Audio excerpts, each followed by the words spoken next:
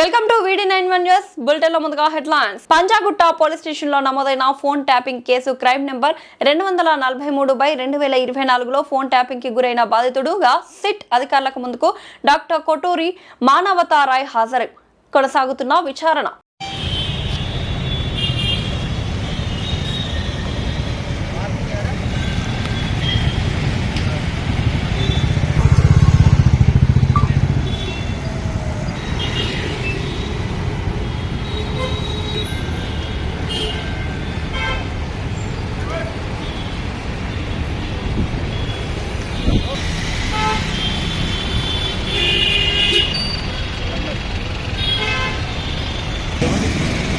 మన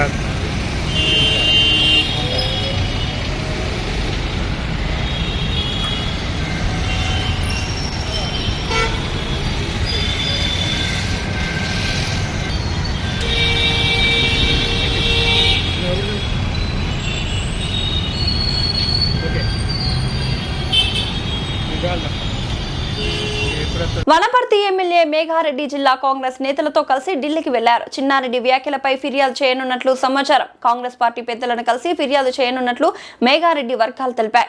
ఈ పరిణామంతో వనపర్తి కాంగ్రెస్ లో విభేదాలు మరోసారి తెరపైకి వచ్చాయి. విశాఖ యువకుల దాడిలో ఫ్లాట్ యజమాని మృతి బ్యాలెన్స్ అద్దె చెల్లించాలని ఫ్లాట్ సామాగ్రి ధ్వంసంపై నిలదీసిన ఫ్లాట్ యజమాని ఆగ్రహంతో రెచ్చిపోయిన యువకులు రిటైర్డ్ ఎంప్లాయ్ సుబ్బవరపు దుర్గాప్రసాద్ పై దాడి ఘటనలో ప్రాణాలు కోల్పోయిన ఫ్లాట్ యజమాని దుర్గాప్రసాద్ కేసు నమోదు చేసిన దర్యాప్తు చేస్తున్న ఎయిర్పోర్ట్ జోన్ పోలీసులు.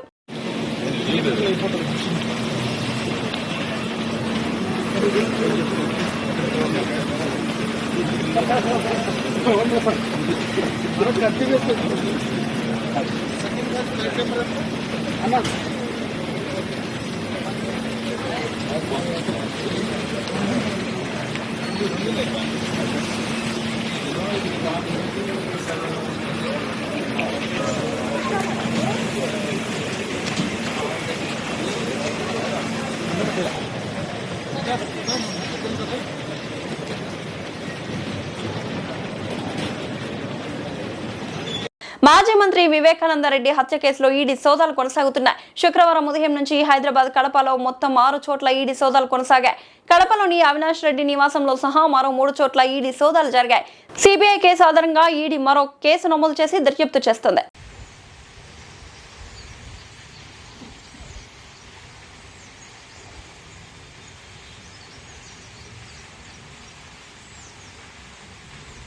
పుష్కర ఎత్తిపోతల పథకం పైప్ లైన్ పనులను క్షేత్రస్థాయిలో పరిశీలించిన మంత్రి నిమ్మల రామనాయుడు. కార్యక్రమంలో పాల్గొన్న irrigation adviser Venkateswararao, ENC Narasimhamurthy మరియు ఏజెన్సీల ప్రతినిధులు గత ప్రభుత్వం ఉత్తరాంధ్రకు సాగు తాగునీరు అందించే పోలవరం ఎడమ కాలువ పనుల్లో తట్టమట్టి పని కూడా చేయలేదు. కూటమి ప్రభుత్వం 2 ఏళ్లలోనే పోలవరం ఎడమ కాలువ పనులకు 18,000 కోట్లు ఖర్చు చేసింది. అత్యంత క్లిష్టమైన పంప, తాండవ, ఏలేరు నదులతో పాటు 11 చోట్ల హైవే క్రాసింగ్ వంతెనలు పనులు పూర్తి చేశారు.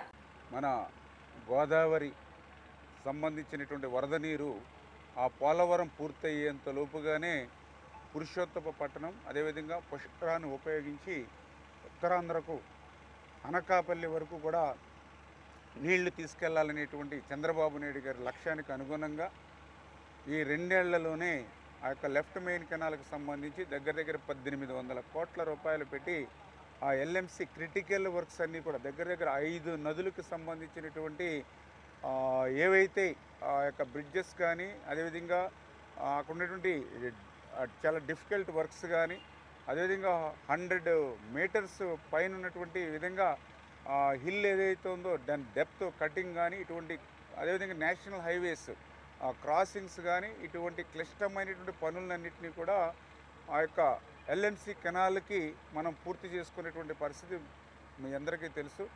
ఇటువంటి స్థితిలో ఈ నెలాఖరి కల్లా ఆ యొక్క ఉత్తరాంధ్రకు నీళ్ళు ఇవ్వాలనేటువంటి సంకల్పానికి అనుగుణంగా ఇప్పుడు మనం పురుషోత్తమపట్నం నుంచి 3,500 క్యూసెక్కుల నీరు, ఆ 3,500 క్యూసెక్కులు కూడా ప్రస్తుతం 1,400 మనం ఏలేరు ఆ రిజర్వాయర్కి ఇస్తూ ఉన్నాం, స్టోర్ చేసుకుంటూ ఉన్నాం. అదేవిధంగా 700 క్యూసెక్కుల నీరు ఆ ఏలేరు రిజర్వాయర్ ఆయకట్టుకి 58వ కిలోమీటర్ దగ్గర హాఫ్టెక్ ద్వారా అక్కడికి నీళ్ళు ఇస్తూ ఉన్నాం. అదేవిధంగా మిగిలినటువంటి నీరు పుష్కర ఆయకట్టుకి మనం పంపిస్తూ ఉన్నాం.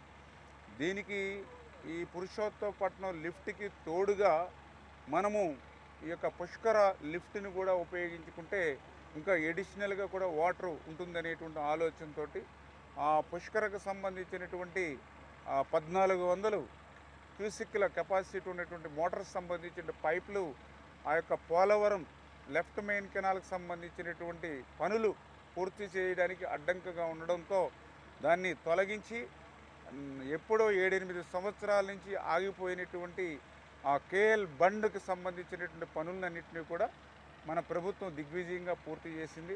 ఆ పనులు పూర్తి చేయడంలో ఈ యొక్క పుష్కరాకి ఏదైతే ఈ పైపులు కట్ అయినాయో మళ్ళీ ఆ కట్ అయినటువంటి పైపుల్ని పునరుద్ధరించేటువంటి విధంగా 29 కోట్ల రూపాయలతోటి ఈ ప్రభుత్వం నిధులు మంజూరు చేయడం, అందులో భాగంగా క్రిటికల్ వర్క్ ఇప్పుడే మనం కూడా చూసాం.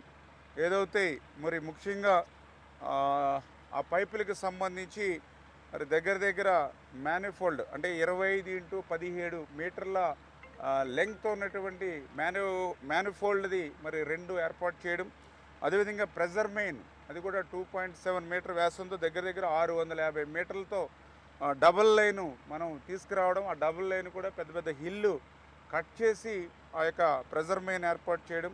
ఈ ప్రెజర్ మెయిన్ దాటుకుని తర్వాత ఏదైతే డెలివరీ సిస్టమ్ ఏదైతే ఉందో ఆ డెలివరీ సిస్టమ్ కూడా 22x22 మీటర్ల అక్కడ కూడా మళ్ళీ ఆ డెలివరీ సిస్టమ్ని స్ట్రెంగ్తన్ చేసుకుంటూ మళ్ళీ క్రిందకి 82 మీటర్లు మళ్ళీ ఆ వాటర్ అంతా కూడా ప్రొడక్షన్ ఆ వాల్స్ తోటి తయారు చేసుకోవడం, ఇటువంటి క్రిటికల్ వర్క్ అంతా కూడా ఉంది. దీన్ని కూడా డే అండ్ నైట్ వర్క్ చేసుకుని ఆ గోదావరి యొక్క వరద నీరు ఆ పురుషోత్తపట్నంకి తోడుగా ఈ పుష్కరాన్ని కూడా ఎంత మేర అంత తొందరగా పూర్తయితే ఆ ఎల్ఎంసీకి యాడ్ చేయొచ్చనేటువంటి ఉద్దేశంతో ఇక్కడ అధికారులు కానీ ఏజెన్సీలు కానీ నిత్యం పర్యవేక్షణ చేస్తూ పనులు చేస్తూ ఉన్నటువంటి పరిస్థితి. ఒక పక్కన గోదావరికి వరదలు వచ్చి పనులకు ఆటంకం కలుగుతుంది, మరొక పక్కన ఆకస్మికంగా వర్షాలు వచ్చి పనులకు ఆటంకం కలుగుతుంది. దారులకి ఇబ్బంది ఉన్నప్పటికీ కూడా వీటి అన్ని ఇబ్బందుల్ని అధిగమిస్తూ ఆ యొక్క ప్రతి నీటి చుక్కని మనం పొదుపు చేసి ఆఖరి వరకు పంపించడానికి సాయశక్తిలా మనం పనిచేయాలనే ఆలోచనతో మేమందరం కూడా పనిచేస్తూ ఉన్నామనే విషయాన్ని మీ ద్వారా తెలియజేసుకుంటూ, అంటే గతంలో గొడ్డల పార్టీ 5 సంవత్సరాల పరిపాలనలో కనీసం వేసమెత్తు పని చేయకపోవడం వల్ల ఈరోజు మేమింత కష్టపడి శ్రమించి గత ప్రభుత్వం చేయనటువంటి పనుల్ని ఈవేళ మళ్ళీ గాడిలో పెట్టడంలో మాకు ఇన్ని రకాలైనటువంటి ఇబ్బందులు. ఇప్పుడే ఎల్ఎంసి 1800 కోట్ల రూపాయలకి పనులు పూర్తి చేశాం. 5 సంవత్సరాల గొడ్డల పార్టీలో ₹1 పని కానీ, ఒక తట్ట మట్టి కానీ, ఒక కరబస్త సిమెంట్ పని చేసి ఉంటే ఈరోజు మనకి ఇన్ని ఇబ్బందులు వచ్చి ఉండేవి కాదు. అదేవిధంగా కేఎల్ బండ్కి సంబంధించి ఆ బండ్ వరకు కూడా 5 సంవత్సరాల్లో కనీసం దాని వంక చూసినటువంటి పరిస్థితి లేదు. కేంద్రం కూడా 3,850 కోట్ల రూపాయలు గత 14-19 తెలుగుదేశం ప్రభుత్వ హయాంలో పోలవరంకి రీఎంబర్స్మెంట్ నిధులు ఇస్తే ఆ రీఎంబర్స్మెంట్ నిధుల్ని అటు నిర్వాసితులకి ₹1 ఇవ్వలేదు 5 సంవత్సరాల్లో. పోనీ పోలవరానికి సంబంధించినటువంటి పనులకి కూడా ఉపయోగించకుండా ఆ కేంద్రం ఇచ్చిన రీఎంబర్స్మెంట్ నిధులను కూడా దారి మళ్లించినటువంటి గనుడు జగన్మోహన్ రెడ్డి. నిజంగా 5 సంవత్సరాల్లో ఇటువంటి పనులు కొంతైనా చేసుంటే ఈవేళ మనకు కూడా కొంత టైం టు టైం చేసుకోవడానికి మాకు కూడా ఉపశమనం ఉండేది. గత ప్రభుత్వం చేసినటువంటి పాపాలన్నీ కూడా ఈరోజు శాపాలుగా మాకు మారినటువంటి పరిస్థితి. వాటన్నిటినీ సవాళ్ళన్నింటినీ కూడా అధిగమిస్తూ 1 by 1 ఒక్కొక్కటి కూడా క్లియర్ చేసుకుంటూ ఆ ముఖ్యమంత్రి గారి యొక్క లక్ష్యానికి అనుగుణంగా పనులు ముందుకు తీసుకెళ్లేటువంటి విధానంలోనే రోజువారీ మేము కూడా సమీక్షలు చేసుకుంటూ ముందుకెళ్తున్నామని చెప్పి మీ ద్వారా తెలియజేసుకుంటూ ఉన్నాం. హైదరాబాద్ ఓఆర్ఆర్ పై రాజేంద్ర నగర్ నుంచి టీఎస్పీఏ జంక్షన్ వైపు బైక్ పై వెళ్తున్న వ్యక్తిని పోలీసులు అదుపులోకి తీసుకున్నారు. ఓఆర్ఆర్ పై బైక్లు, స్కూటర్లు, ఆటోలకు అనుమతి లేదని ట్రాఫిక్ పోలీసులు తెలిపారు.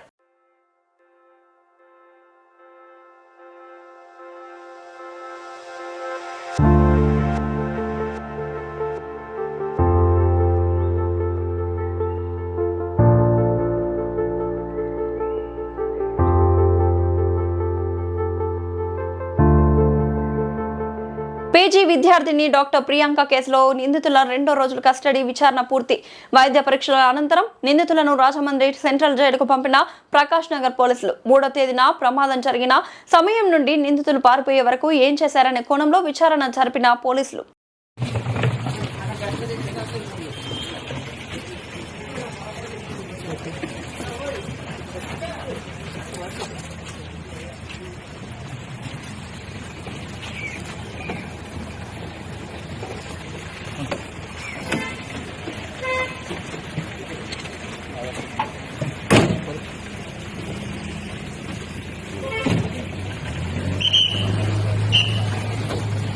రేవంత్ రెడ్డి నిర్ణయాలను వ్యతిరేకిస్తున్న వారికి పార్టీలో కొనసాగే అర్హత లేదని కాంగ్రెస్ ఎమ్మెల్యే వేముల వీరేశం అన్నారు. కొండా సురేఖకు నోటీసులు ఇస్తే తన బిడ్డ వ్యాఖ్యలకు తనకు సంబంధం లేదని చెప్తున్నారని, సంబంధం లేకపోతే ఆ వ్యాఖ్యలను ఎందుకు ఖండించలేదని ప్రశ్నించారు.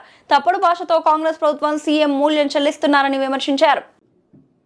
అంటే కాంగ్రెస్ పార్టీలో ఉంటున్నటువంటి వ్యక్తులు ఈరోజు రాష్ట్ర అధినేత సీఎం నిర్ణయాన్ని తప్పుపట్టడం అంటే ఈ నిర్ణయాన్ని తప్పుపడుతున్నటువంటి వ్యక్తులు, నిర్ణయాన్ని వ్యతిరేకిస్తున్నటువంటి వ్యక్తులు ఈ పార్టీలో ఉండే నైతిక అర్హత లేదనేటువంటి ఒక అభిప్రాయాన్ని కూడా మేము రావటం జరిగింది.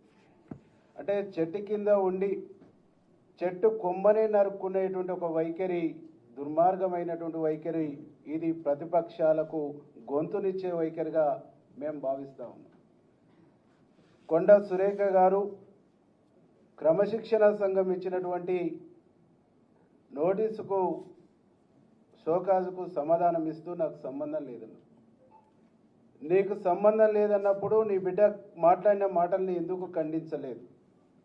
ఎందుకు నువ్వు క్యాబినెట్ మినిస్టర్గా, క్యాబినెట్ మంత్రిగా, కలెక్టర్గా, క్యాబినెట్లో ముఖ్యమంత్రితో కలెక్టర్గా పనిచేస్తున్నటువంటి వ్యక్తులుగా ఖండించవలసినటువంటి బాధ్యత నీ పైన ఉన్నదా లేదా అని చెప్పేసి ఈ సందర్భంగా మేము అడుగుతాం.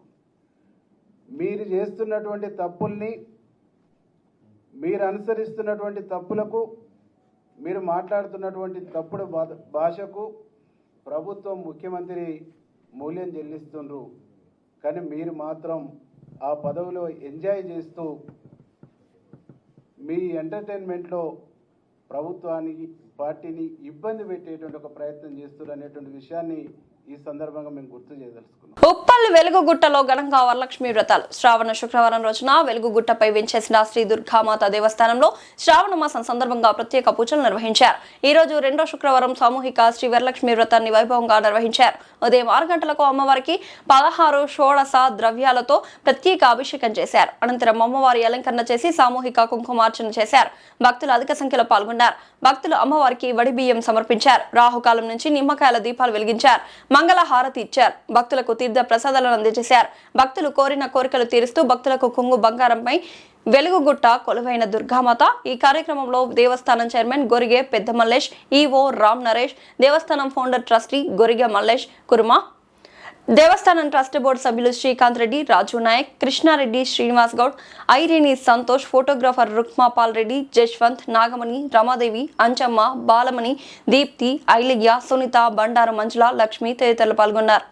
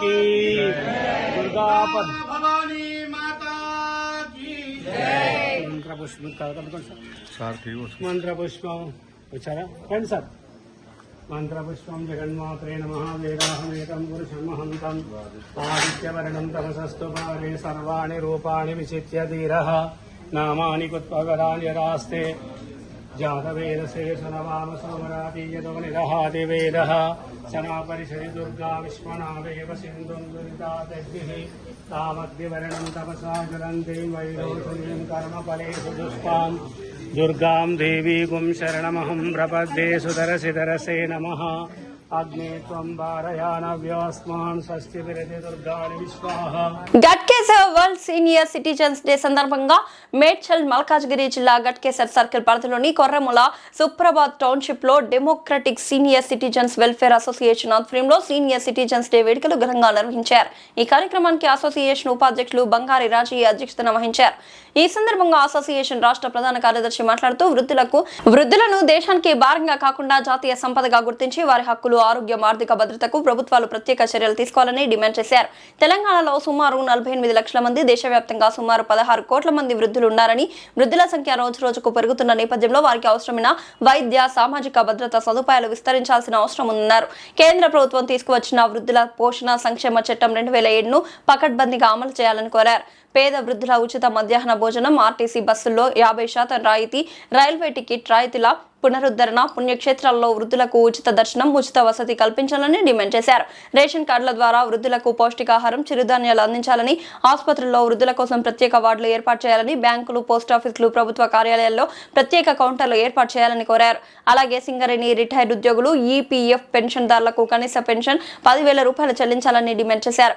యువత వృద్ధులను గౌరవించి వారి అనుభవాలను సమాజ అభివృద్ధికి వినియోగించుకోవాలని పిలుపునిచ్చారు. ఈ కార్యక్రమంలో అసోసియేషన్ ప్రధాన కార్యదర్శి ఆలవందర్ వేణుమాధవ్, మేడ్చల్ జిల్లా అధ్యక్షులు టి ప్రభాకర్ గౌడ్, ఉపాధ్యక్షులు బంగారి రాజయ్య, రిటైర్డ్ టీచర్స్ అసోసియేషన్ నాయకులు గుత్తా రవీందర్ రెడ్డి, పెట్టపత్రి మాధవరెడ్డి, సింగరేణి రిటైర్డ్ ఉద్యోగులు సత్యనారాయణ, రాజా నర్సు, లక్ష్మీనారాయణ, ప్రభాకర్, మునిందర్ రెడ్డి, శ్రీనివాస్, కొట్టెమల్లి తదితరులు పాల్గొన్నారు.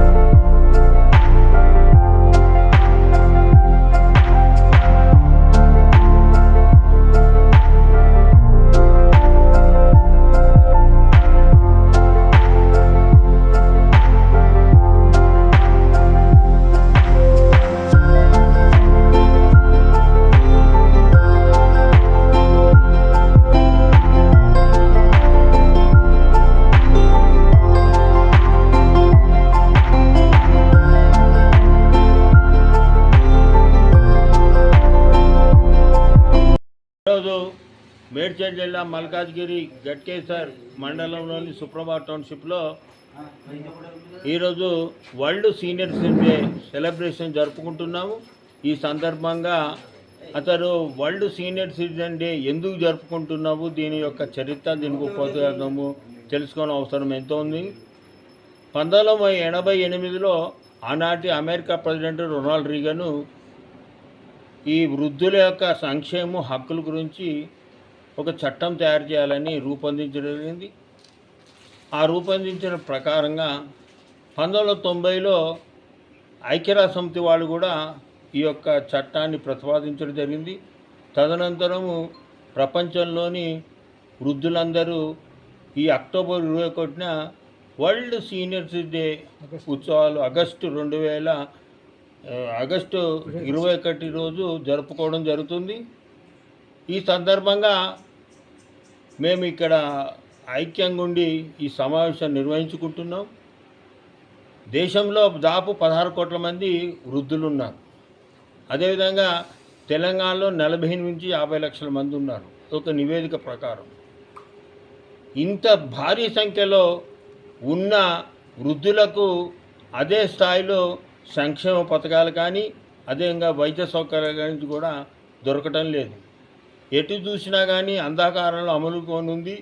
తక్కువ పెన్షన్తో జీవించే వాళ్ళు ఉన్నారు, వైద్య సౌకర్యాలు లేని జీవించే వాళ్ళు ఉన్నారు. అదేవిధంగా మేము ఎక్కడికి వెళ్ళినా కానీ ఒక చిన్న చూపు జరుగుతుంది. వృద్ధులు జాతీయ సంపదగా గుర్తించాలని ఈ యొక్క సభాముఖంగా ప్రభుత్వాన్ని తెలియజేశాను. వృద్ధులనే వాళ్ళు జాతీయ సంపద. దేశంలో ఎన్నో యుద్ధాలు, కరువులు, కాటకాలు, ఆందోళనలు ఇవన్నీ జయించుకొచ్చి ఇప్పటికీ మేము ఊపిరితో పీలుస్తున్నామంటే మేము దేశానికి సేవ త్యాగం చేసిన వాళ్ళని గుర్తించాలి. అదేవిధంగా 2007 వృద్ధుల సంరక్షణ పోషణ చట్టాన్ని పకడ్బందీగా అమలు చేయాలి. కేవలము ప్రకటనలకు పరిమితే కాకుండా ఏ చిన్న వ్యక్తి వచ్చినా సరే ఈ యొక్క చట్టాన్ని అమలుపరచాలని విజ్ఞప్తి చేస్తే ప్రభుత్వ అధికారులు వెంటనే స్పందించి వారికి ఒక రక్షణ కల్పించాలని కోరుకుంటున్నాం. అదేవిధంగా పెన్షన్లు పెంచాలని, రకరకాల పెన్షన్లతో జీవించే వాళ్ళు ఉన్నారు, పేదరికంతో జీవించే వాళ్ళు ఉన్నారు, చాలీ ఛాన్సర్ పెన్షన్ ఉన్నారు. ముఖ్యంగా సింగరేణి, ఆర్టీసీ లాంటి ఈపీఎఫ్ వాళ్ళకు కూడా అతి తక్కువ పెన్షన్ వస్తుంది. కనీస పెన్షను 10,000 పెంచాలి. అదేవిధంగా బస్సులలో స్త్రీలకు ఉచిత బస్సు సౌకర్యం కల్పించడంలో మేము స్వాగతిస్తున్నాం ప్రభుత్వాలని. కానీ అదేవిధంగా 50 లక్షల మంది ఉన్న వృద్ధులకు కూడా మాకు కనీసం 50% కన్సెషన్ ఇవ్వాలని అడుగుతున్నాం. అదేవిధంగా తీర్థయాత్రకు వెళ్ళేటప్పుడు ప్రత్యేక వసతి గృహాలు కల్పించాలి. ఇప్పుడు తిరుపతికి వెళ్ళాలన్నా తిరుపతిలో అక్కడ వెళ్ళిన తర్వాత నానా కష్టాలు పడాల్సి వస్తుంది. దర్శనము ఇస్తున్నారు కానీ అకామిడేషన్ ఎట్లా? యాదగిరి బాగుంటే 2,000 ఖర్చు అవుతుంది. బస్సులు ఎక్కాలంటేనేమో స్త్రీలు ఆక్యుపై చేస్తున్నారు, క్యాబులో వెళ్దామంటేనేమో మాకు ఉన్న పెన్షన్ సరిపోదు. కనీసం ఈ వృద్ధాప్యంలో దేవదర్శనాన్ని కూడా నోచుకోలేని స్థితిలో మేము జీవిస్తున్నాం. ప్రభుత్వానికి ఏకేంటంటే ఎక్కడ తీర్థస్థలాలు ఉన్నాయో, ఎక్కడ పుణ్యక్షేత్రాలు లేవో ఖచ్చితంగా మాకు ప్రత్యేక దర్శనంతో పాటు ప్రత్యేక వసతి గృహం, ఏసీలు గృహం ఉచితంగా ఇవ్వాలని డిమాండ్ చేస్తున్నాం. ఎందుకంటే చివరిలో ఎంతమంది పోతాం? సంవత్సరానికి 2 సార్లు కూడా పోలేకపోం. ఎందుకంటే కుటుంబ బాధ్యతలు ఎక్కువనే, ఆరోగ్య సమస్యలు ఉన్నాయి. కనీసం ఒక్కసారైనా సంవత్సరానికి తిరుపతి లాంటి, యాదగిరి లాంటి పోతే ఉచిత ఏసీ బస్సు కూడా కార్డు ఇస్తే సరిపోతుంది. మా యొక్క సీనియర్ కానీ ఆధార్ కార్డులో వయసుతో ఉంటుంది. బస్ ఉచిత దర్శనం కలిగిస్తున్నారు కానీ ఉచిత వసతి ఎందుకు కల్పించారు? అది కూడా డిమాండ్ చేస్తున్నాం. అదేవిధంగా రైళ్లలో కరోనా ముందున్న రాయితీలు మరలా పునరుద్ధరించాలి. రైల్వేలో ఆదాయం పెరుగుతుంది, రైలు సంఖ్య పెరుగుతుంది, బోగీల సంఖ్య తగ్గిస్తున్నారు. అందులో ముఖ్యంగా ఏంటంటే ఎక్కడ పోయినా కానీ రైలు బోగీల్లో వెస్టర్న్ టాయిలెట్స్ అనేవి అతి తక్కువ ఉంటున్నాయి.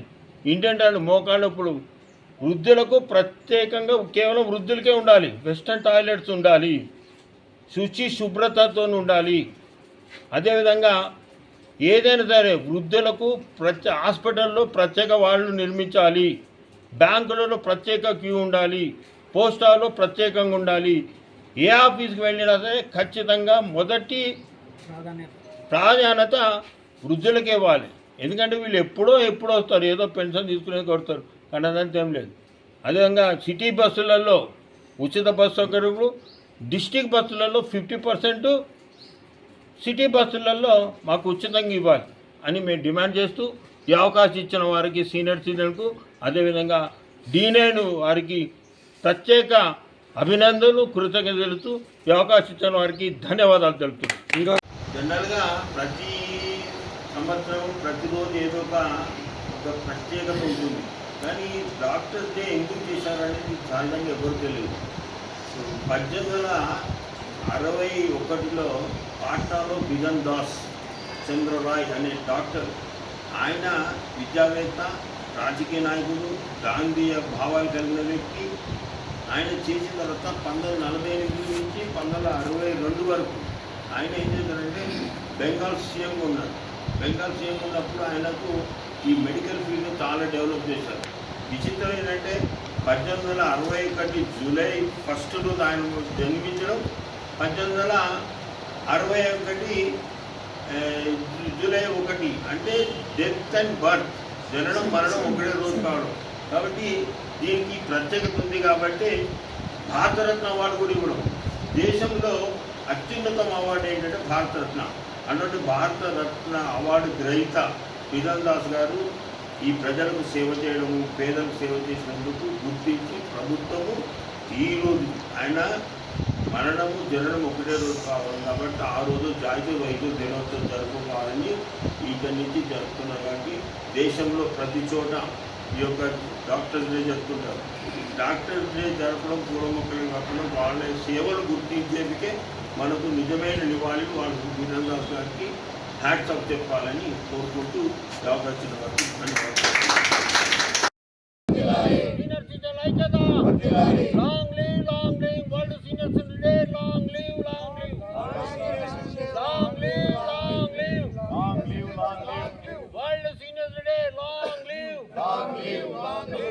వయోధికుల ఐక్యత, వయోధికుల ఐక్యత, వయోధికుల ఐక్యత, సీనియర్స్ డే ఐక్యత.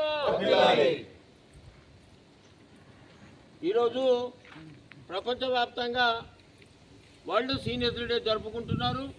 అందులో భాగంగానే మేడ్చల్ జిల్లా మల్కాజిరి గట్కేసర్ మండలంలోని సుప్రభాత్ టౌన్షిప్లో democratic senior citizen welfare association తరఫున మేము ఘనంగా ఈ యొక్క కార్యక్రమాన్ని నిర్వహిస్తున్నాం.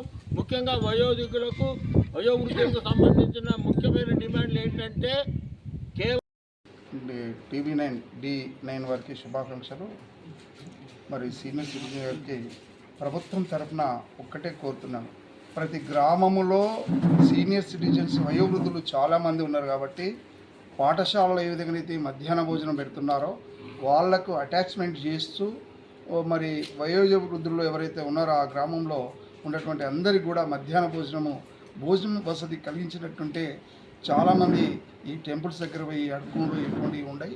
కాబట్టి ప్రతి గ్రామంలో ఈ ప్రభుత్వాలు ఏం చేయాలంటే వయోవృద్ధులు ఎవరైతే 60 ఏళ్ళు నిండినటువంటి వారికి అందరికీ కూడా ఆ ఊళ్ళో ఒక హాస్టల్ లాగా ఏర్పాటు చేసి భోజనం ప్రభుత్వంగా ఏర్పాటు చేసినట్టుంటే ఎన్నో ఖర్చులు పెడుతుంది ప్రభుత్వాలు ఊళ్ళలాగా మీరు చూస్తున్నారు.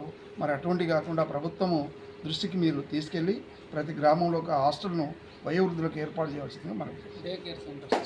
ఈ సందర్భంగా వృద్ధులందరికీ మా అసోసియేషన్ తరఫున శుభాభివందనాలు తెలుపుతూ ఇక్కడ మేము ఈ సమావేశాన్ని ఏర్పాటు చేసుకున్నాం. ఇక్కడున్న మా సాధక బాధకాలు చెప్పుకోవడానికి ఈ సమావేశాన్ని ఏర్పాటు చేస్తూ ఇక ముందు కూడా అందరూ ఎక్కట్టగా ఒక సంఘంగా ఉన్నాం కాబట్టి అందరం కలిసి ఏదైనా ప్రాబ్లం వస్తే వారికి సాల్వ్ చేయడానికి ముందుకు పోవాలి. ప్రభుత్వాలన్నీ ఎన్నో ప్రకటించాయి కానీ వాటిని అమలు చేయడంలో వెనకంజ వేస్తున్నాయి. ఇంతమంది 543 మంది ఉన్న పార్లమెంట్లో ఒక్క జయబౌద్ధుడి గారే మాట్లాడారు సీనియర్ సిటిజన్స్ గురించి. వాళ్ళందరినీ చంపేద్దాం, మనకెందుకు, మరి మీకు ఓట్లు కావాలి, వాళ్ళు ఓట్లు వేయలేకపోతున్నారా, వాటికి ఎవరికి మనం ఏం సదుపాయాలు చేస్తున్నామని వాళ్ళందరినీ చంపేద్దాం, అప్పుడు మీకు బాగుంటుందంటే అప్పుడు మనకు ప్రభుత్వం కొన్ని రాయితీలు కల్పించి మనకు చేసింది. ఆ రాయితీలని కూడా ఇప్పుడు ఎత్తేసారు. కాబట్టి దయచేసి ఏంటంటే బంద్ చేయాలి. ఆ రాయితీల్ని మళ్ళీ పునరుద్ధరించాలని రైల్వేలో 50% ఆఫ్ దికి మనకు రాయితీ ఇచ్చేది అది లేదు. ఇప్పుడు వేణుమాధవ్ గారు చెప్పినట్టు మాకు ప్రతి బస్సు సర్వీసుల లోపల 50% రాయితీ ఇచ్చి అందరికీ వచ్చేయాలి. పెన్షన్ లోపల ఎవరైతే ఉన్నారో తక్కువ పెన్షన్ ఉన్న వారికి ఇప్పుడు రేషన్ కార్డులు ఇస్తున్నారు. ఆ రేషన్ కార్డులో బియ్యం ఇవ్వకున్నా కానీ రేషన్ కార్డు ఎందుకు అడుగుతున్నాం, డిమాండ్ చేస్తున్నామంటే దాని మీద ఆరోగ్యశ్రీ పథకాలు ఉన్నాయి కాబట్టి వాళ్ళు పెన్షన్లు లక్షలు పెట్టి హార్ట్ అటాక్ కానీ క్యాన్సర్ కానీ ఏదైనా వచ్చినప్పుడు వాళ్ళు చేయించుకోలేరు. కాబట్టి ఈ ఆరోగ్యశ్రీ ఉంటే అందులో కవర్ అయ్యే కొన్ని రోగాలకైనా కనీసం విముక్తి కలుగుతుందని మేమందరం డిమాండ్ చేస్తూ ఈ అవకాశాలు ప్రతి ప్రభుత్వము ఏ ప్రభుత్వం ఉన్నా కానీ సీనియర్ సిటిజన్స్ని దృష్టిలో పెట్టుకొని ఉండాలని కోరుతూ ఈ అవకాశం ఇచ్చిన మీ అందరికీ ధన్యవాదాలు ముగిస్తున్నాను.